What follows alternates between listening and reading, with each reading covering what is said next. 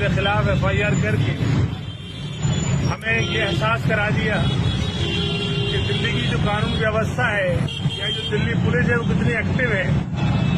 ایک طرف دلی سرکار اور کیندر سرکار راجیہ سیفی کے معاملے میں انصاف دینے کو تیار نہیں، ان کے خلاف دوشیوں کے خلاف جانچ کرنے کو تیار نہیں.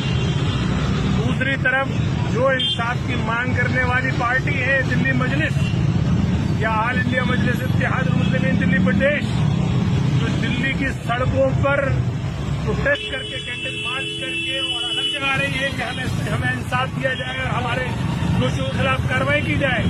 دوسری طرف دلی پولیس انہی کاریہ کے انہی انصاف کی مانگ کرنے والوں کے خلاف FIR کرتی ہے. آج میرے خلاف FIR ہوئی، ہم یہاں تھانے میں آئے اور ہم نے ان سے کہا کہ دلی مجلس کا آپ اتہاس اٹھا کے دیکھیے. جب سے دلی مجلس سیاسی پارٹی بنی ہے تب سے وہ اس طرح کی چیزوں سے نہ گھبراتی ہے نہ ڈرتی ہے اور نہ اس کے قدم ڈگمگاتے ہیں.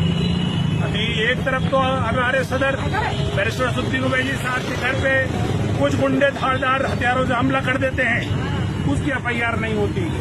ہم پارلیمنٹ اسٹریٹ تھانہ 6 گھنٹے تک گھیرے رہتے ہیں اور ہم ان سے کہتے ہیں کہ اس کی کم سے کم عام سیکٹ میں تو یا UAPA میں یا NSA کے اندر اس کی FIR کریے. وہاں پہ تو معمولی دھارائیں لگائی جاتی ہیں اور دوسری طرف ایک شانتی پورٹ پردرشن کرنے پہ بھی ہمارے خلاف FIR ہوتا ہے.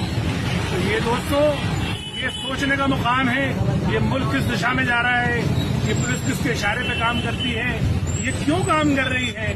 لیکن میری قوم کے لوگوں سے یہ اپیل ہے کہ انصاف کی مانگ کرنے سے پیچھے نہیں ہٹنا ہے. میری مجلس کے کارکنان سے اپیل ہے کہ آگے بڑھتے رہیے اور انصاف کی مانگ کرتے رہیے. نہ ڈرنے کی ضرورت ہے نہ گھبرانے کی ضرورت ہے.